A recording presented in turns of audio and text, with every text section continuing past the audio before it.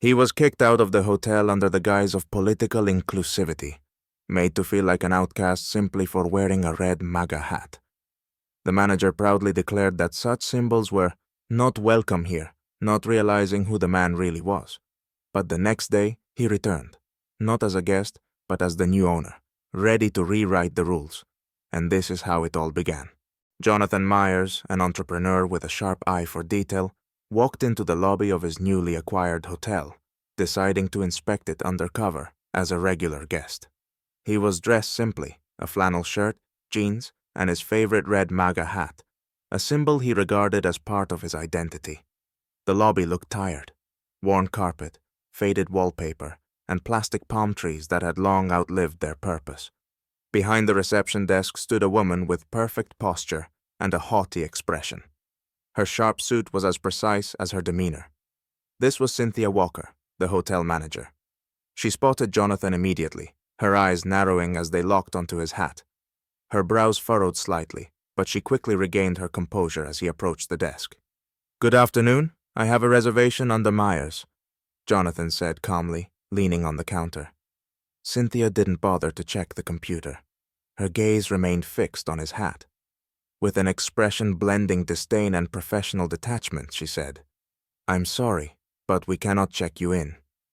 Jonathan raised an eyebrow, surprised, but maintaining his composure. "Why not?" he asked evenly. "This hotel adheres to a policy of respect and inclusivity," she replied, gesturing toward his hat. "We do not welcome provocative or politically offensive symbols." Jonathan studied her for a moment, the corner of his mouth curling into a faint smile. "It's just a hat, ma'am. I paid for a room and have no intention of hosting a rally in the lobby." "This is non-negotiable," she interrupted, stepping back and folding her arms. "If you refuse to remove it, we will have to deny you service." Jonathan's eyes narrowed slightly, but he didn't argue. Guests in the lobby had begun to take notice, whispering among themselves and watching the scene unfold. "Very well," he said, tucking his wallet back into his pocket. "But trust me, you'll hear from me again." With that, he turned and confidently walked out of the lobby, leaving Cynthia with a smug sense of triumph. She watched him go, feeling as though she had fulfilled her duty as a guardian of societal values. But Jonathan knew this wasn't just about the hat. It was about small-minded people making big mistakes, unaware of who they were dealing with. Chapter 2. The conflict unfolds. The next day, Cynthia Walker was back at her post behind the reception desk, impeccably dressed and exuding her usual air of authority. The lobby buzzed with its typical energy. Guests approached with questions, staff hurried by with documents, and the familiar rhythm of hotel life filled the space. Everything seemed normal, at least for a while.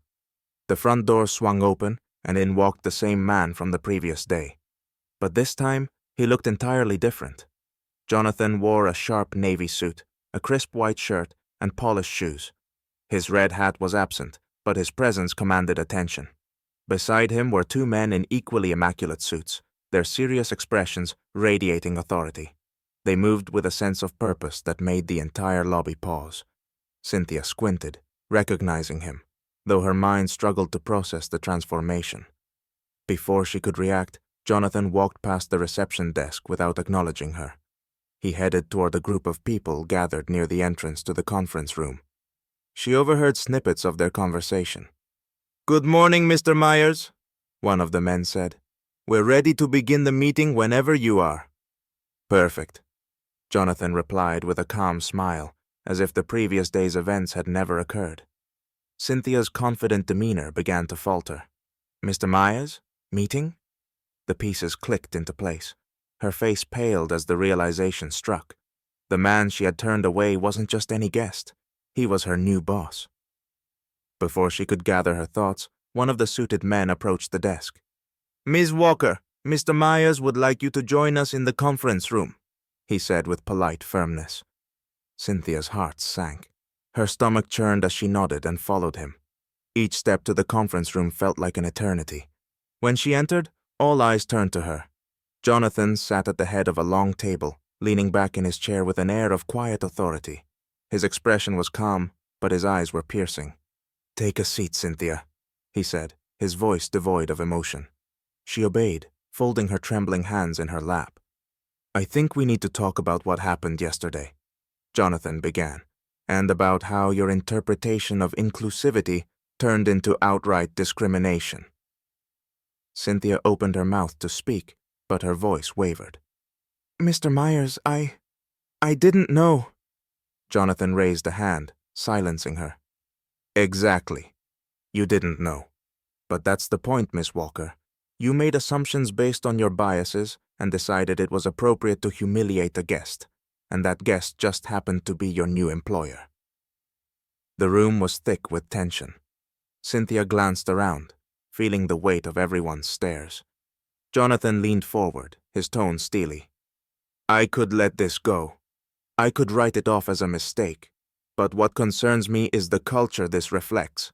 If you're willing to act this way toward me, how many other guests have you treated similarly? And how many have left this hotel with a bad impression because of it? Cynthia's lips parted, but no words came. Jonathan let the silence hang for a moment before continuing. I'll be clear. This hotel is about to undergo significant changes, and I intend for it to be a place where every guest feels welcome, regardless of their background, beliefs, or, he paused, his eyes narrowing, choice of hats. The room erupted into nervous chuckles, but Jonathan's gaze didn't waver. As for you, Cynthia, he said, his voice cold, you have two options. The first, you step down from your position, effective immediately. The second, you commit to a complete retraining program focused on professional ethics and customer service. Cynthia's breath caught in her throat. I'll take the training, she said quickly, her voice barely above a whisper. Jonathan nodded. Good, but understand this. This is your one and only chance. Any further incidents, and you'll be gone. Cynthia swallowed hard and nodded. Dismissed, Jonathan said, gesturing toward the door. Cynthia left the room, her confidence shattered. Jonathan watched her go, a mixture of satisfaction and determination in his expression.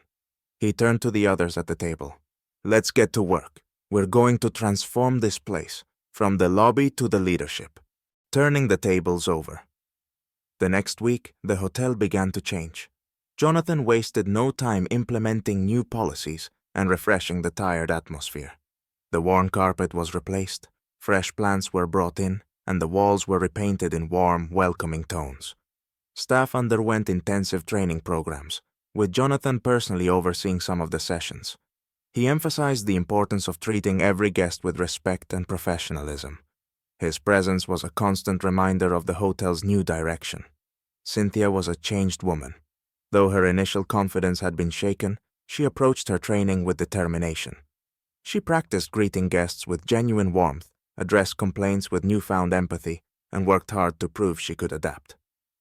One morning, Jonathan entered the lobby to see Cynthia deftly handling an upset guest. She apologized for their inconvenience, offered a solution, and ensured they left satisfied, all within minutes. Jonathan approached her afterward. Good work, he said simply. Thank you, Mr. Myers, she replied, her voice steady. Jonathan nodded, satisfied. A new beginning. 2 weeks later, the transformation was complete. The hotel was buzzing with energy, and the staff radiated confidence. Guests noticed the changes, leaving glowing reviews and praising the friendly atmosphere. Jonathan stood in the lobby, taking it all in. Cynthia approached him, her posture less rigid, but still professional. We've come a long way, she said, a hint of pride in her voice. Yes, we have, Jonathan replied, his tone lighter than before. But this is just the beginning. Let's make this place the best it can be. Cynthia smiled, a genuine one this time. As Jonathan walked toward the doors, he paused and looked back. The hotel was no longer just a building. It was a symbol of what could happen when people learned from their mistakes and embraced change. And for Jonathan, it was proof that even the smallest actions could lead to the biggest transformations.